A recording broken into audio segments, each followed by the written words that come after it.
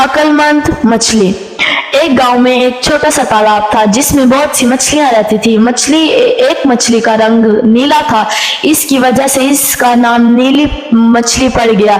नीली मछली बहुत अक्लमंद थी और जो कोई भी काम करती बहुत सोच समझ कर करती थी। एक दिन इस तालाब के पास दो मछेरे आए और एक मछेरे ने कहा, ओहो देखो तो कितनी सारी मछलियां हैं, कल हम आएंगे और इन सब मछलियों को पकड़ ले जाएंगे।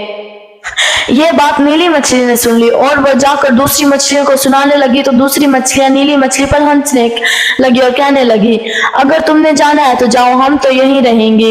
इसी रात अक्लमंद मछली तालाब छोड़कर छोटी झील के जरिए नदी में चली गई। दूसरे दिन दो मछेरे आए और तालाब की सारी मछलियों को पकड़ कर ले गए। अक्लमंद मछली की बात ना सुन कर मछलियों को बहुत पछतावा हुआ और इस तरह अक्लमंद मछली बच गई। इसीलिए कहा जाता है कि बच्चों हमेशा अकल से काम लो।